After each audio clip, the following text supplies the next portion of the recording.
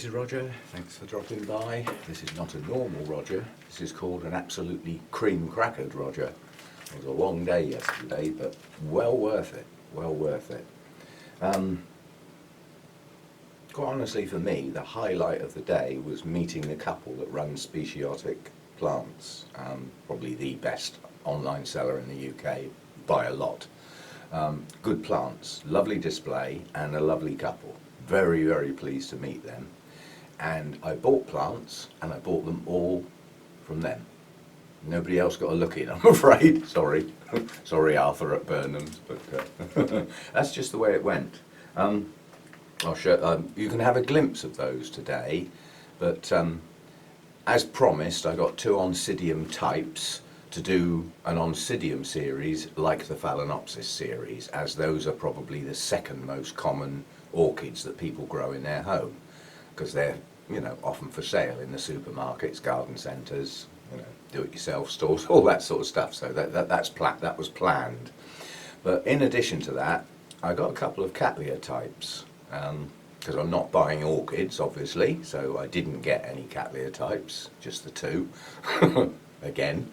But it did dawn on me that that's probably the 3rd most popular genus. So I'm going to do a series with those 2 as well. So we've got the Phalaenopsis series is done and dusted, with updates now and again. The Oncidium series will start, you know, with an initial look over the plants. And I'll film the Cattleya type series starting now, because obviously I've got the plants, you know, the initial look is getting them out of the wrapping and stuff like that. So I'll film it, but I'm going to store it away. Otherwise we'll just have too much of the same thing on the channel. I know they'll be looked forward to and everything, but the Oncidium series will come first and get to the point where, you know, this is where they live. They're going to go in the house. I'm debating with the Cattleyas because I'm not too keen on having them in the house, because the place I've decided to put the series orchids in the house will be too cluttered.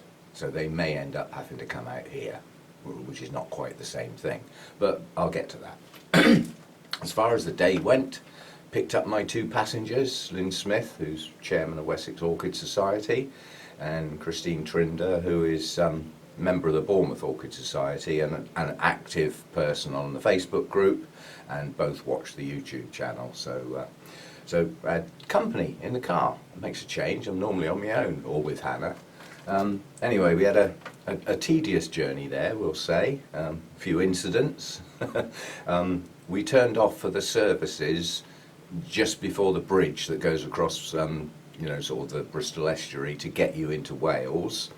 And those services were quite a long way. They weren't just off the motorway like normal services are. So we thought, well, all right, we've turned off now. We just as well, we didn't get any choice. You're on a dual carriageway to the services. So we got in there and had our break. And when you come out to get back on the motorway, you can't turn to Wales. You can only turn back towards Bristol. So we had to go back up the motorway we'd just come down, get off at the exit, go round, turn round, come back and get on our way again, the bit we'd just done, to get back to where we turned off originally. So that was an unintended and certainly unwanted detour. I won't do that again. We encountered some heavy traffic for no apparent reason, but apparently that area of the M4 in Wales is notorious, and there was an event on in Cardiff Stadium, probably a rugby match, which probably means I've missed a flipping good rugby match on the TV, but you can't do everything. And we encountered some incredibly heavy rain on the motorway. That slows everything down. So a little bit of a tedious journey there, but we went straight to the place, found it straight away, no worries. That was good. Arrived later than intended, but the rain expected in Wales during yesterday had already passed through. So when we arrived, the weather was brightening up, and we did get some nice sunshine. I took a walk around the grounds, and I call it a flash walk. This is at a high pace, stopping to take some stills at appropriate points. I'm going to stick the stills on the end of this video, get those out of the way. All the stills are views of the grounds, so not orchids, just views around the venue. The venue was, the grounds were stunning. I could have spent a day looking around the grounds, but we didn't have that amount of time. Another stop on the way, we stopped and had some breakfast. Thank you for the bacon roll, Christy. Much appreciated. Despite me not eating that sort of processed food, in generally speaking, but that really went down well. And yeah, we arrived, walked in the door and bumped straight into Archie from Archie's Orchids. He had planned an interview with me because he wants to restart his channel, and his idea was to restart his channel after about a year, really, which is going to be hard work. I'll tell you now. A lot of the people that used to watch you have gone. They'll have walked away, sort of thing, because of no video. So it's a restart. Fortunately, he forgot his camera, so we didn't get that interview done. Maybe another time, if he can get to our show at Bournemouth at the end of September, maybe we can fit it in there. Anyway, so that didn't happen. But flamboyant Archie greeted us as we walked in the door, and several other encounters during the day. Quite a few YouTube viewers came up and said hello. Had to do a couple of selfies, you know, like you do. But I love that. You know, when people that watch the channel can actually come up and say hello and shake hands and have a little chat. I love that. That's great. Another thing that happened that I'm thinking about, this is not a definite, but Zaina from the, I don't know whether she's British Orchid Council or British Orchid Growers Association, maybe both, I don't know. She'd been left on her own to do their display and stand, which she was a little bit nervous about. It's the first time she'd had to do that sort of thing on her own. It was a nice display, good plants as well. And she thinks I should create my own hybrid. And I said, I can't do all that stuff. I haven't got the kit. I haven't got the... No. Wait and listen. So I listened. Basically, if you can get two suitable plants in bloom at the same time, and pollinate, you know, the pod parent basically, and get a seed pod, there's a place you can just send the seed pod to, and for about £15, they will do all the work and send you back a flask of your hybrid. And then you've got, okay, a lot of plants, all exactly the same, but if I can create something unique, which shouldn't be too difficult to work out, all I've got to do is pick on a pair of plants. I'd like to cross two species if I do this. This is only a plan at the moment, rather than hybrids. You end up creating a unique orchid, and I would have quite a lot of them eventually, if they all don't keel over coming out of the flask. And that's a little bit of work. You know, seedlings straight out of a flask take a bit of looking after, a bit special, but I think the environment would cope with them. And then somewhere down the line, maybe 2 years, when they're, you know, established plants, individually potted, some people may be able to have a unique hybrid from Rogers Orchids. So the end goal sounds like the work to get there might be worthwhile. That's a plan. This is not definite. I've got to do some research and stuff. This is really early in the day at the moment, and the reason I'm taking advantage of this time of day is that Windows has decided to do a major update on my flipping computer, so until it's finished faffing around I can't do anything. But I am now going to have the most lazy day I can possibly get away with. I have to water the bonsai and the pots in the garden. That doesn't take long. And I've downloaded the stuff off the camera and the video camera from yesterday. I'm going to whiz round here with the sprayer. You know, that's like 15 minutes to do all the mounts instead of an hour and a half. But it means I haven't looked at the plants since back in the middle of last week, you know. So, but I'm going to get away with that. And I'm going to do a video day, if you know what I mean. So there'll be some filming to do, having a look at the new plants, getting the first part of the two series done, and I may even film the second part, the what's in my pot bit, because certainly in one case one of them needs to come out of its pot now. Really don't like what it's in. We'll get to that. So yeah, I'm going to have a lazy day, a filming day, because filming for me is not work. I enjoy doing it, and quite honestly, once I've physically done the filming, the rest of the work is sat in my nice comfy computer chair with a coffee, or later in the day a bit of wine, and fiddle on the computer, which I enjoy. So that's the plan for the day. The Orchid Festival itself, some good displays there, a couple I'd never seen before, and it's great to meet the vendors, the actual people who are there selling their wares, so to speak. Yeah, so a good day. We all, the three of us sat down and had lunch together. We had a very pleasant lunch. Nice big fat jacket potato covered in prawns and sauce and salady bits. Not too keen on some of the salady bits. You know, I haven't got long ears and a twitchy nose. Rabbit food. But yeah, most enjoyable day. And you do the orchids, you do the lunch, you have a look round the grounds, and you get to the point where you're sort of, what should we do now? That's the time to come home.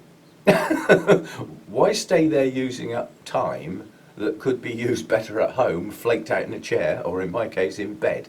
I got home last night, I had half a glass of wine, said hello to the cats, and went to bed. And I didn't wake up till, must have been gone 6:30 this morning. That's late for me, very late. So I am tired, so I'm going to have the laziest day I can. So this is more about plans for the future.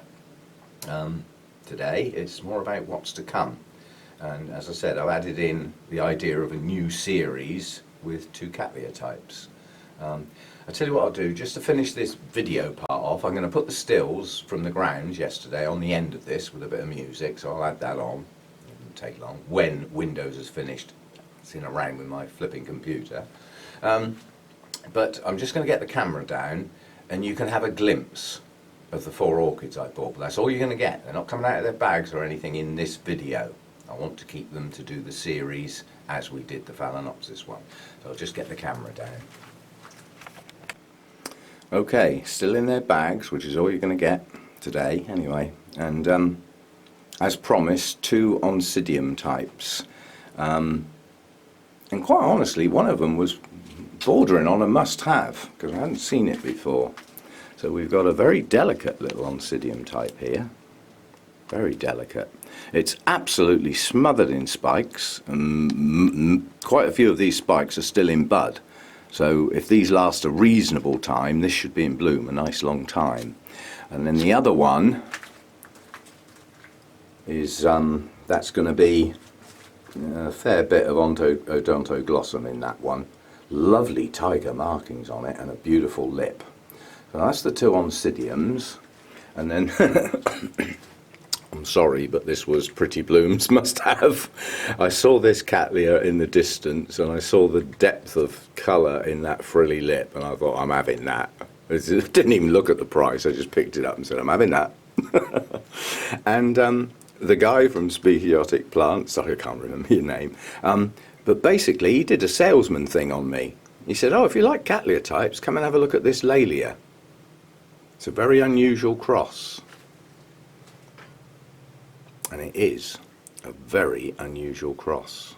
It's so delicate. It's pale in colour, but beautiful delicate markings and a good cluster of blooms per spike.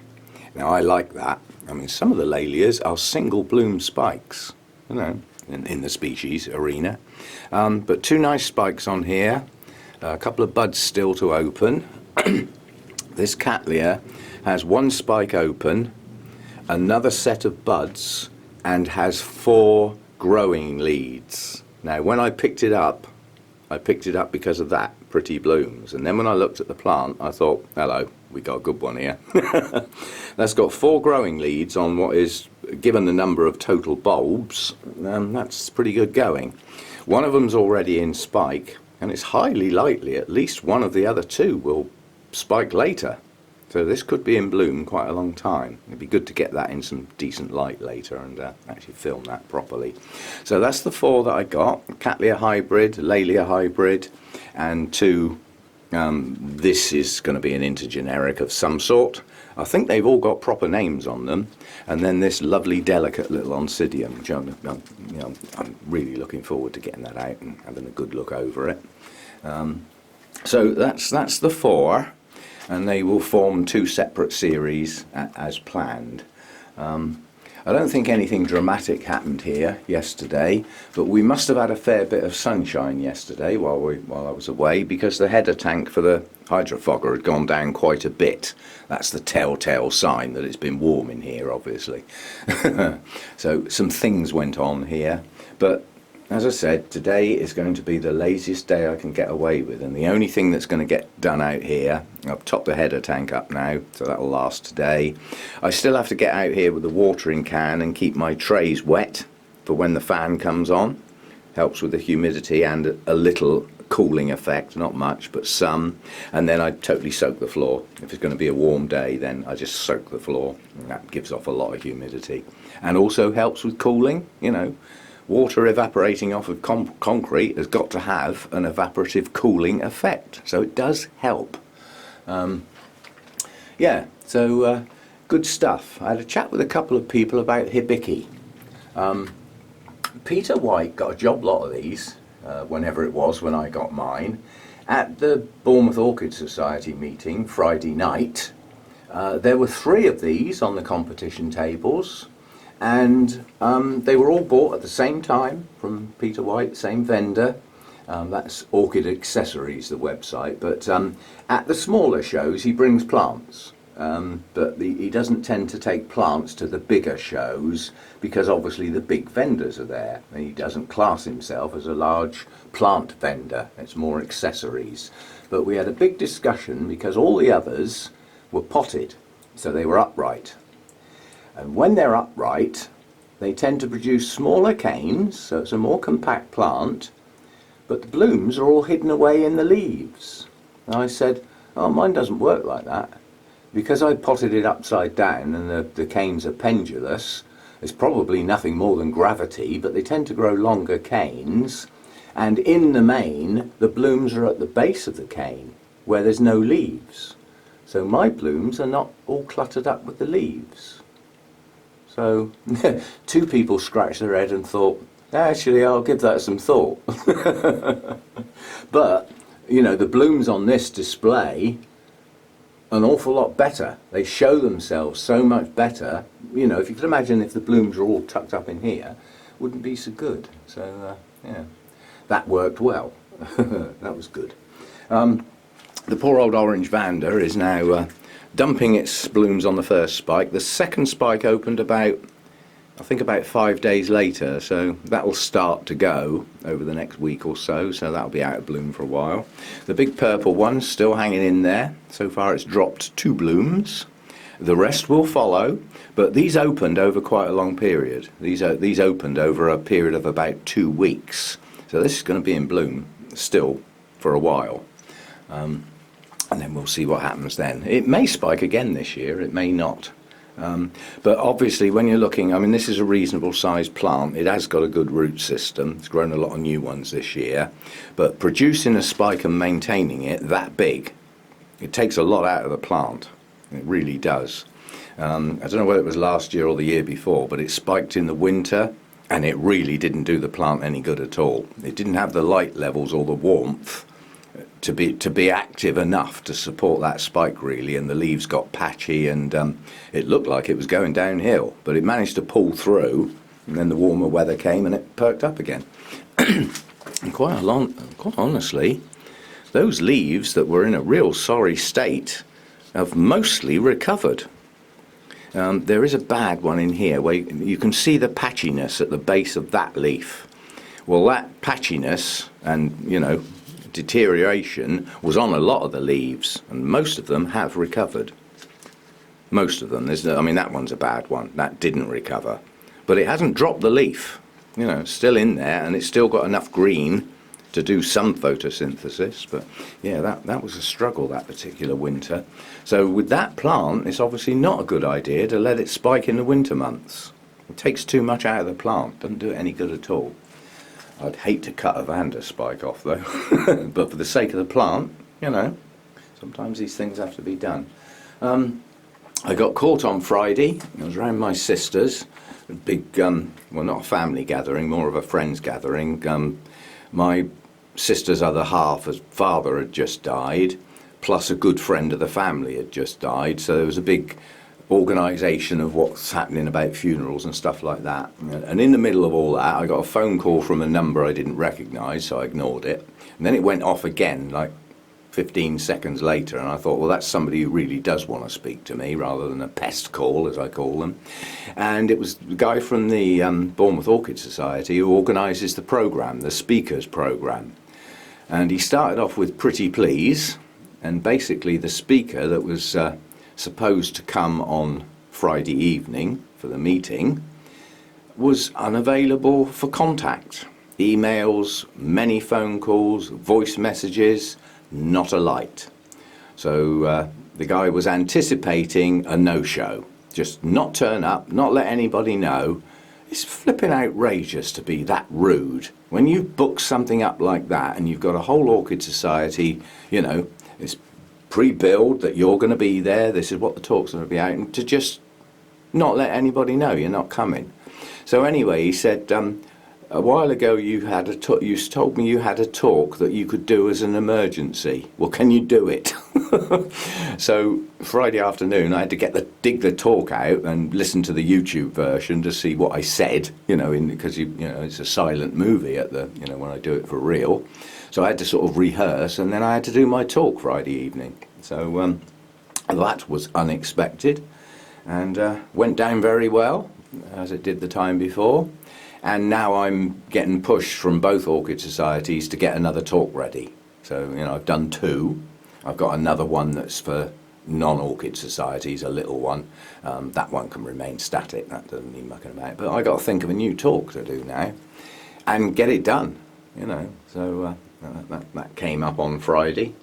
So we'll try and get that organised. But that seemed to go down pretty well, so I was well pleased with that. You've got a lot of very specialised growers at both Orchid Societies, what you'd call very experienced orchid type people. And when they come up and say that was absolutely brilliant, nice balanced information, you know, not over the beginners' heads, which some of the talks are, and enough in there, enough meat in there for the more experienced growers. And there was a large section in that talk on my dendrobiums, literally, and you know, several people said, well, if that doesn't encourage people to try them, nothing will. But I don't want too much competition. I don't want too many more specialised dendrobium growers. They'd do me out of business. But the one guy that I was pleased was there, good friend, and he has been awarded the National Dendrobium Collection. So he is now the owner of the National Collection. I mean, he's got hundreds of the flipping things. And he liked it. And I went up to him later, I said, I didn't say any howlers, did I? Like anything just totally wrong. He said, no, that was all good stuff. And he said, you've got some good plants in amongst them as well. Several examples of dendrobiums that he had where my plant's an awful lot better. But then I'd have a lot that are an awful lot worse, obviously. Even balance. So anyway, I'll leave this talking bit for now. I'll add this stills on the end, and I'm going to potter about for the rest of the day, and then we should get back to normal sort of daily videos in the main, you know, from tomorrow, when I've recovered the energy levels and stuff like that. So thanks for dropping by, enjoy the stills, and I'll see you. The next video is probably going to be the first part of the Oncidium series to get it going, and we'll go from there. So bye for now, see you next time. Oh, and I forgot to say, how rude. Thanks to Lynn and Christine for the lovely bottle of wine, for doing the driving. Greatly appreciated. That will go down well, that will. I have to find something nice to eat with it. Good stuff. Thanks a lot.